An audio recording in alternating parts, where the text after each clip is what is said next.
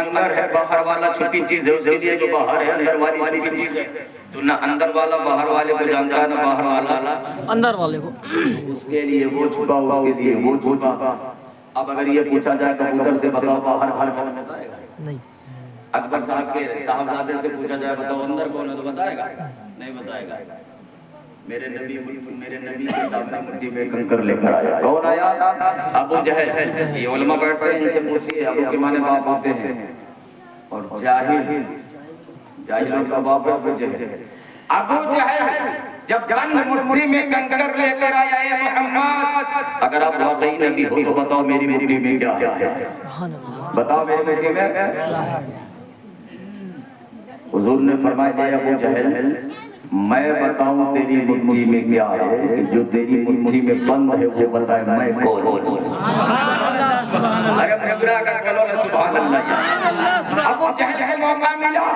ابو جہل سوچنے لگا جب میں مل رہا تھا کنکری تو ہو سکتا ہے کہیں سے محمد دیکھ لی ہوں، اب تو سوال کر کے پھنس چکے ہیں خود ہی. ابھی نہیں پھنسایا جائے، سوال کے جال میں پھنسایا جائے، اسے کو الجھایا جائے، اندر کیا ہے انہیں نہ بتایا جائے.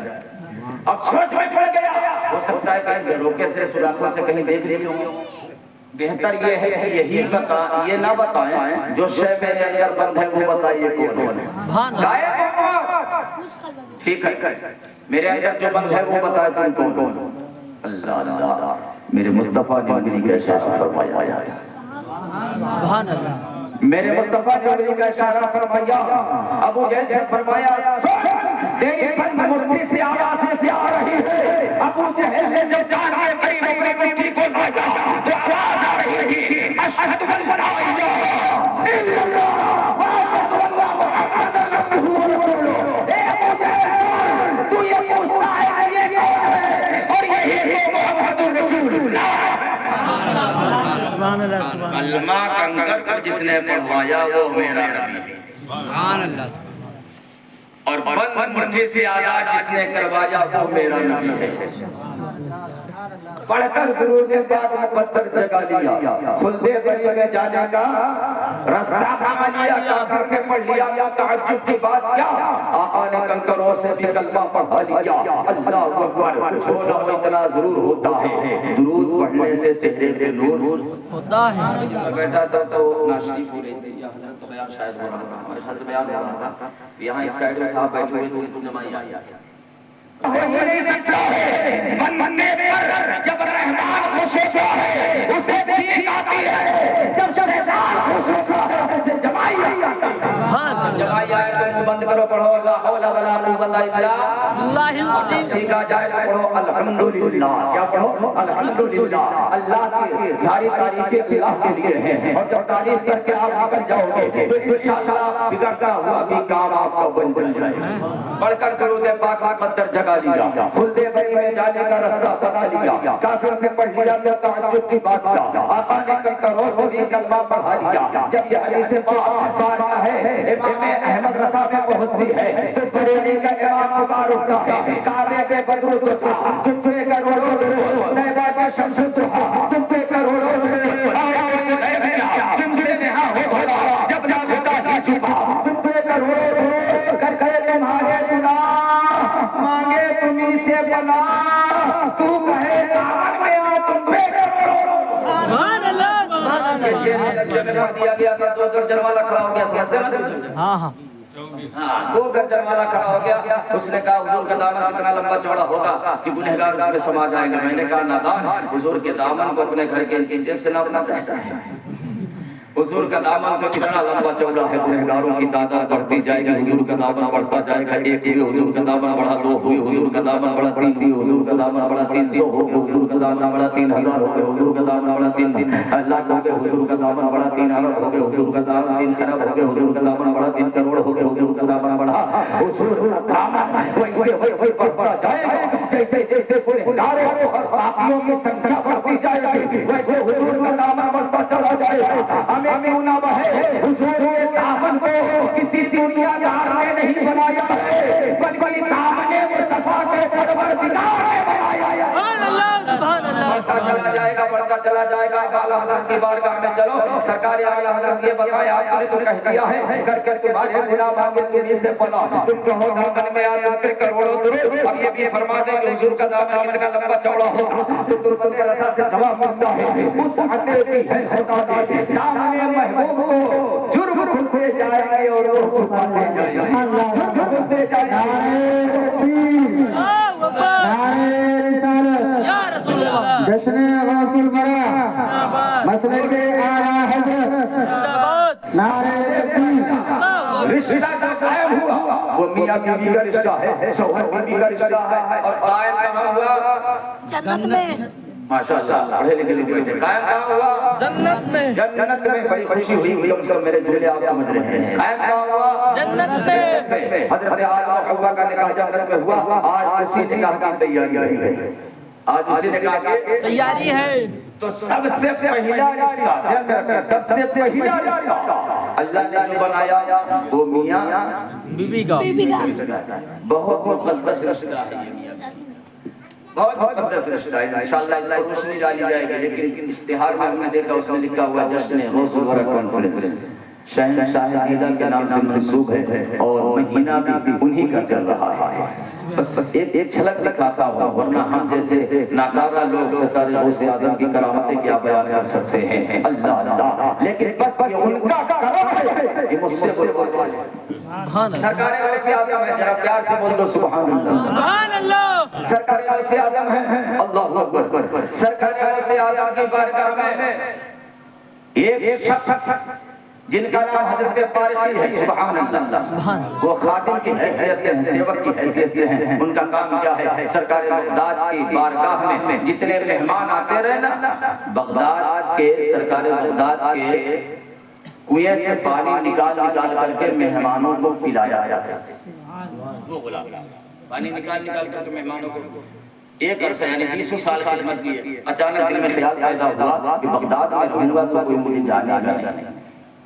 बस दिल में ख्याल पैदा हुआ, पीर मुर्शिद की बारगाह में गए, हुजूर अगर इजाजत हो तो मैं बगदाद से अब मक्का जाना चाहता हूँ। मक्का। अभी तक आपके कुएं से पानी भर कर आपके मुरीदों को पिलाया हो, आपके चाहने वालों को पिलाया हो, आपके ज़ाकिरों को पिलाया हो, आपके मानने वालों को पिलाया हो। मेरे आका इजाजत दे तो अब दिल ये कहता है कि काबा शरीफ जाकर ज़मज़म के कुएं से पानी भर करके अल्लाह उसके रसूल के मेहमानों को पिलाए। सुभान अल्लाह सरकार बस आजम ने कहा ठीक है, रात का वक्त था, आपने इजाजत दे दी, ठीक है चले जाओ।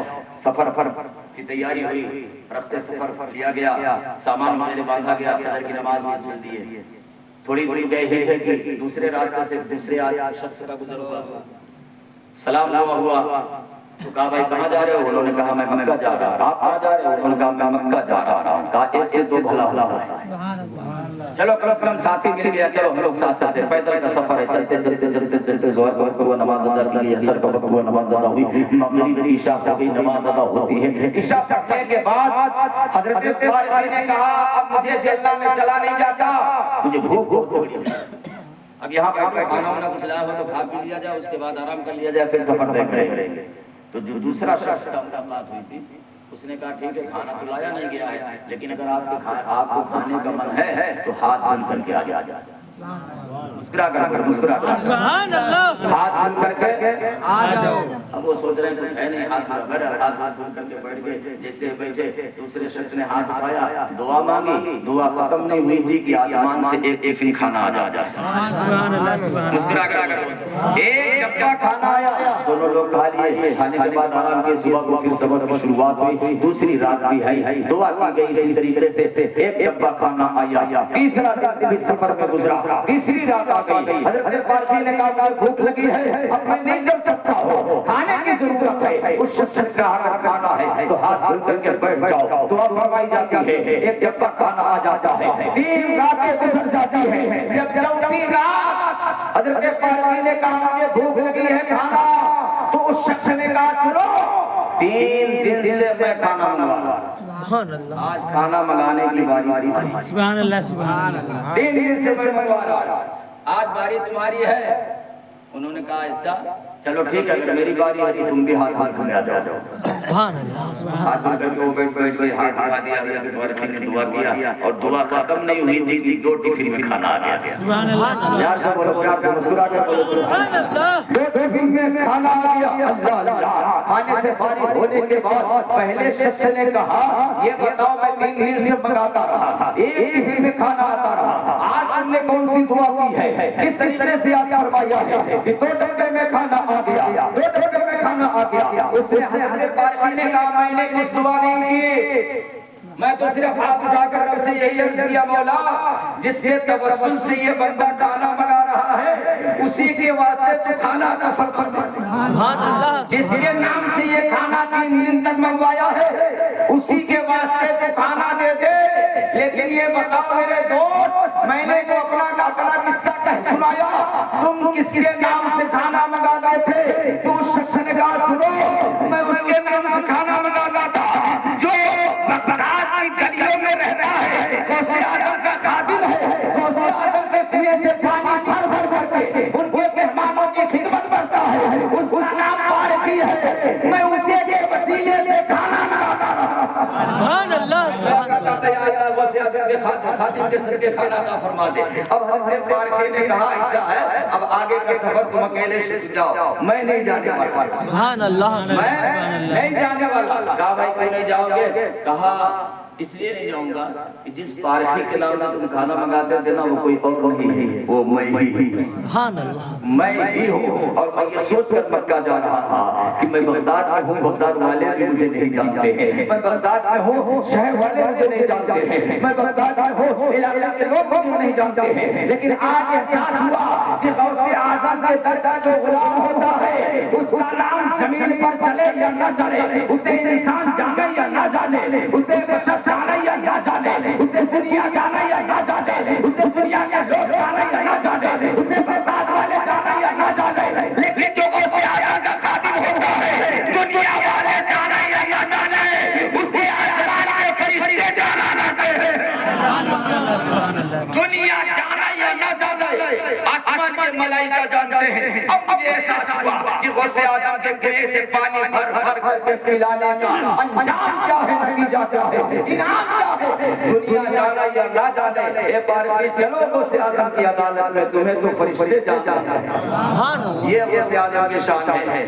تو جب غوث اعظم کے خادموں کا یہ معاملہ ہے تو غوث اعظم کا معاملہ کیا ہوگا؟ سبحان اور جو غوث اعظم کا معاملہ کوئی نہیں سمجھ سکتا ہے، رسول اعظم کا معاملہ کیا ہوگا؟ سبحان یا ایھا الناس اتقوا ربکم الذی خلقکم، جس آیت کریمہ کو میں جو عنوان سخن بنایا ہے وہ آیت کریمہ کل نکاح ہوگا تو پڑھی جائے گی۔ نکاح کے وقت قاضی صاحب پڑھتے ہیں بڑی لمبی آیت کریمہ، اے انسانوں، اے لوگوں اللہ سے ڈرو۔ ہم تو سمجھے ختم ہو گئی ہوں، یاد اے لوگوں اللہ سے ڈرو جس نے تمہیں ایک جان سے پیدا فرمایا اور پھر انہی میں سے جوڑے بنائے اور انہی میں سے بہت سارے مرد اور عورت کو دنیا میں پھیلائے اور اپنے رب سے ڈرو جن کے نام سے مانتے ہو اور رشتوں کا خیال رکھو، بے شک وہی بخشنے والا۔ سبحان اللہ سبحان اللہ۔ جس نے تمہیں ایک جان سے پیدا کیا اس رب سے ڈرو۔ حضرت آدم کو پیدا کیا، حضرت آدم کی پسلی سے حضرت حوا کو پیدا کیا ایک جان سے، اور پھر کسی کے جوڑے بنائے، یعنی حضرت آدم و حوا کا نکاح ہوا تو جوڑا بنا، پھر بہت سارے مرد و عورت دنیا میں پھیلا دیے گئے۔ حضرت آدم و حوا کا جب ملن ہوا، حضرت حوا حاملہ ہوئی، بچے پیدا ہوئے، 1 2 3 4 بہت ساری اولادیں پیدا ہوئی، پوری یہ زمین پر اولاد آدم پھیل جاتی ہے۔ رب فرماتا ہے انہی میں سے بہت سارے مرد و عورت دنیا میں پھیلا دیے گئے، اس رب سے ڈرو جس نے تمہیں ایک جان سے پیدا فرمایا۔ اور یہ آیت کریمہ اتنی مقدس ہے کہ اسے نکاح کے وقت بھی پڑھا جاتا ہے۔ نکاح میرے آقا علیہ الصلوۃ والتسلیم کی عظیم سنت ہے۔ اللہ اکبر۔ میرے نبی نے فرمایا نکاح کو آسان کرو، زنا کو مشکل کرو، لیکن آج ماحول الٹا ہے، معاملہ الٹا ہے، زنا بہت آسان ہو گیا ہے اور نکاح بڑا مشکل ہو گیا ہے۔ دیکھیے یہ صافے والے جا رہے ہیں، آپ سنبھالیے آپ کے بغل والے ہاں دیکھیے جا رہے ہیں جا رہے ہیں مت جاؤ یار تھوڑی دیر اور سن لو ہمارا تو معاملہ یہ ہے بیٹھو فرش پر پہنچ گئے عرش پر پھر فوراً چلے آئے فرش پر یہ ارجن پور کی زمین کی برکت ہے محبت سے بولو سبحان اللہ آنا جانا لگتا ہے نکاح بہت مقدس ہے اور اللہ کے محبوب کی عظیم سنت ہے اللہ اکبر دیکھیں حضرت آدم حوا کا نکاح جنت میں ہوا نا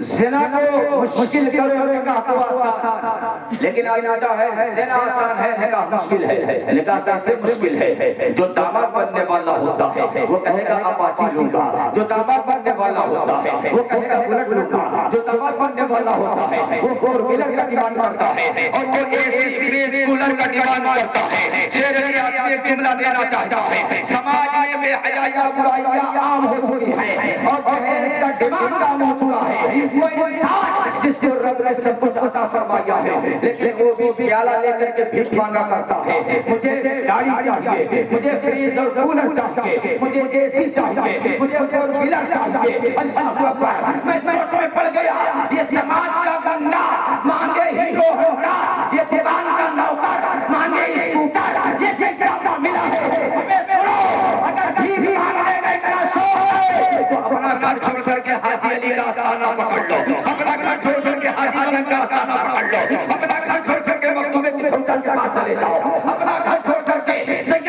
سالار مسعود غازی بہرائچ شریف چلے جاؤ گمچھا بچھا دو تمہارے مانگنے سے زیادہ تم کو عطا کر دیا جائے گا تمہارے مانگنے سے زیادہ دے دیا جائے گا لیکن ایک بات یاد رکھنا آنے والا بھی تمہیں بھکاری کہے گا جانے والا بھی تمہیں بھکاری سبحان اللہ سبحان اللہ بھکاری ٹھیک لیکن یہ بھکاری جو جہیز کی ڈیمانڈ کرتے ہیں یہ ہمارے لیے ٹھیک نہیں ہے کیوں ان کی ڈیمانڈ پر نہ جانے کتنے باپ ہاتھ ہتھیار کر لیتے ہیں ان کی ڈیمانڈ پر نہ جانے کتنے باپ خودکشی کر لیتے ہیں نیند کی گولیاں لے کر کے باپ سویا کرتا ہے تب جا کر کے اس کو نیند آیا کرتی ہے 4 بچیوں کا بوجھ اس کے سر پر ہے ڈیمانڈ ہوتا ہے مجھے موٹر سائیکل چاہیے ڈیمانڈ ہوتا ہے مجھے فور ویلر چاہیے اب یہ باپ کی آمدنی تو ہے نہیں اور سوچ میں پڑ جاتا ہے کہ اپنی بیٹے کا ہاتھ ملا کیسے کروں گا اپنی بیٹے کو دلہن کی شکل میں کیسے دیکھوں گا اللہ اللہ ذرا دیکھو تو صحیح وہ بیٹے کا باپ جو بیٹے کو پالا بھی ہے بیٹے کو کھلایا بھی ہے بیٹے کو پہنایا بھی ہے آج نکاح کا وقت آ جاتا ہے گھر میں لولا موجود نہیں ہے اور سوچ میں پڑ جاتا ہے کہ بیٹے کا نکاح کیسے کروں گا بیٹے کے ہاتھ ملے کیسے کروں گا دن بھر مزدوری کرتا ہے 250-200 ملتا ہے نمک روٹی میں چلا جاتا ہے بجٹ فیل ہے اب اپنی بیٹے کو دلہن کیسے بنائے گا سماج میں جو مانگ چل رہی ہے جو گنڈا مانگ رہا ہے جو اسکوٹر مانگ رہا ہے جو ہیرو مانگ رہا ہے اس کی مانگ کو کیسے پوری کی جائے گی اللہ اکبر اب یہ باپ ایسے قیام لیتا ہے آنسو بہاتا ہے رات کا سناٹا ہے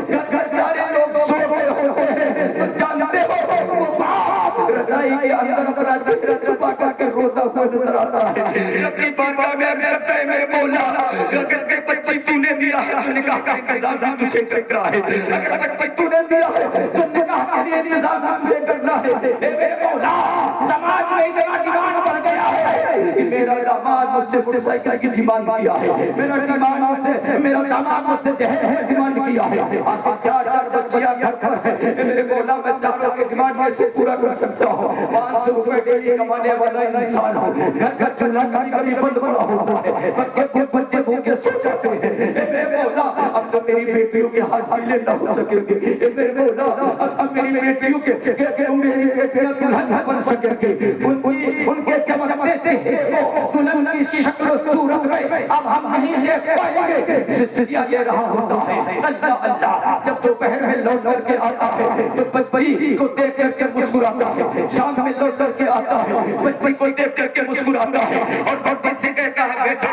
تمہارے نکاح کا انتظام ہم نے کر دیا ہے تمہارے جہیز کا انتظام ہم نے کر دیا ہے بالکل چہرہ مایوس مت کرتا تمہیں دلہن بنا کر کے سسرال میں بھیجوں گا تمہیں تمہارے ہاتھ کو پیلا میں کرواؤں گا تمہاری شادی میں جہیز بھیجوں گا لیکن راز کھل جاتا ہے وہی بیٹے کے کان میں جب باپ کی سسیاں پہنچتی ہے نا باپ کا رونا اس کی بیٹے کے کان سن لیتے ہیں رضائی کے اندر وہ چھپا کر کے آنسو بہانا جب بیٹے کے کان پردے کی آڑ سے سنتے ہیں نا تو پردے کے آڑ میں بیٹے چارپائی پر لیتے ہوئے ہیں کوئی سک رہا ہے یہ اسے سنائی پڑتا ہے، کوئی رو رہا ہے یہ اسے سنائی پڑتا ہے، نسبت کو چھوڑتی ہے، پردہ ہٹاتی ہے، اپنے باپ کے کمرے کی طرف جب دیکھتی ہے تو رضائی کے اندر سے آواز آ رہی ہوتی ہے، رضائی کے اندر سے سسکنے کی آواز آتی ہے، رضائی کے اندر سے بلکنے کی آواز آتی ہے، رضائی کے اندر سے دعا کی آواز آتی ہے، رضائی کے اندر سے رونے بلکنے کی آواز آتی ہے، اور جب یہ بچی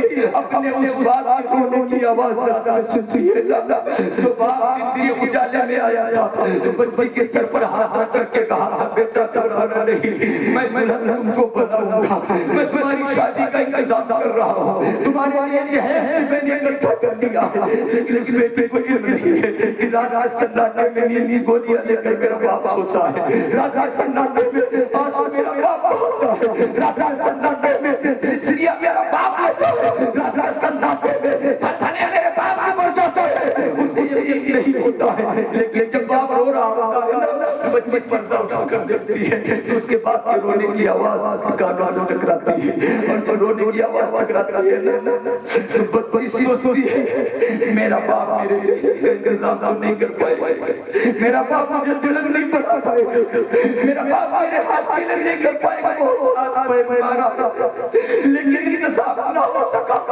اب اس کے سامنے دو راستے نظر آتے ہیں، یا وہ بچی خوشی کر لیتی ہے، اپنے گلے میں پھانسی کا بندھن ڈال کر کے اپنے باپ کے بوجھ کو ہلکا کر دیتی ہے، یا دوسرا راستہ یہ ہوتا ہے کہ کسی غیر کے ساتھ راہ فرار اختیار کر لیتی ہے اور بھاگ جاتی ہے، اللہ کاری پر مجبور ہو جاتی ہے۔ اللہ اکبر، میں سنا تو دل ہل گیا، گلے جب ہوا گیا، کیسا باپ اور کیسے داماد ہے وہ جو دیوان کر کے ایک باپ کو موت کی گھاٹ اتار رہے ہیں، ایک بچی کو بھاگنے پر مجبور کر رہے ہیں، ایک بچی کو راہ فرار اختیار کرنے پر مجبور کر رہے ہیں۔ بچی کا ہتھیارہ ہے وہ داماد جو جہیز کا ڈیمانڈ کر کے باپ کے کمزور آگے پر بوجھ ڈالتا ہے اور بچی کو مرنے پر مجبور کرتا ہے یا حرام کاری پر مجبور کرتا ہے، اپنے جسم کو بیچنے پر مجبور کرتا ہے، زنا کرنے پر مجبور کرتا ہے۔ اے لوگوں سنو، آج سماج میں برائیاں عام ہو چکی ہے، اس کا ذمہ دار کوئی اور نہیں ہے، ہم ہیں۔ اس کا ذمہ دار کوئی اور نہیں ہے، آپ ہیں۔ اس سے ذمہ دار کوئی اور نہیں ہے، سماج کا انسان ہے۔ اگر خود اپنے آپ کو سدھار لے تو سماج میں برائیاں ختم ہو جائیں۔ ہر انسان ایک دوسرے کی برائی پر نظر رکھتا ہے، تم سدھر جاؤ، تم سدھر جاؤ، لیکن شیر علی آسانی یہ کہہ کر جا رہا ہے کہ دوسرے کو مت سدھارو، تم خود سدھر جاؤ، دنیا سدھر جائے۔ سبحان اللہ، سبحان اللہ۔ بچی غیروں کے ساتھ بھاگ گئی، پیپر اٹھا کر پڑھو، دیکھو وشت اٹھا کر موبائل، کلیجہ مکو آتا، ہماری بچی غیروں کے ساتھ جا رہی ہے، اس کا ذمہ دار کون ہے؟ وہی داماد ہے نا، جہیز کا لمبا ڈیمانڈ کر رکھا ہے۔ جب وہ بچیاں باپ کو سسکیاں لیتے ہوئے سنتی ہیں تو برداشت نہیں کر پاتی ہیں، یا تو خوشی کر لیتی ہیں یا تو کسی غیر کے ساتھ راہ فرار کرتی ہیں۔ لعنت ہے ایسے جانات پر جو جہیز کا ڈیمانڈ کر کے ایک باپ کو، ایک بیٹے کو مرنے پر مجبور کرتا ہے۔ اللہ تعالیٰ ہم سب کو جہیز کی لعنت سے بہت دور رکھے۔ ہونا تو یہ چاہیے کہ جہیز نہ دو نہ لے، ایک تنظیم ہونی چاہیے، اس میں جہیز نہ دو نہ لو۔ جانتے ہو بیٹی اپنا جسم بیچ رہی ہے، اللہ اللہ، اور ان کے جسم کے خریدار کوئی اور نہیں ہے، ہمارے ہی بیچ کے درندے ہیں، ہمارے ہی بیچ کے درندے ہیں۔ اللہ اللہ، وہ جو اپنے وقت میں کسی غیر محرم لڑکی پر نظریں پٹالا ہے، یہ قرض ہے۔ اگر کسی غیر لڑکی کے ساتھ آپ نے زنا کیا ہے، آپ نے بدکاری کی ہے، تو یہ بہت بڑا قرض ہے، یاد رکھنا۔ آپ کی بیٹی کو بھگتنا پڑے گا، آپ کی بیوی کو بھگتنا پڑے گا، آپ کی ماں کو بھگتنا پڑے گا۔ جانتے ہو ایک صاحب ہے جن کے ساتھ بچیاں ہیں، غربت اتنا زیادہ ہے کہ نکاح کا انتظام نہیں ہو سکتا ہے، باپ مزدوری کرنے کے لیے جاتا ہے، کوئی پوچھتا نہیں ہے، شام کو خالی ہاتھ واپس آ جاتا ہے، بڑی بیٹی سے دیکھا نہیں جاتا ہے۔ اب بڑی بیٹی اسے کہا آپ کا حضور اب شادی کا انتظام نہیں کروں گی، مجبور ہو جاتی ہے اور وہ سج سور کے سوا کو نکلتی ہے۔ सज सवर कर निकलती है, कहाँ जाती है जानते हो?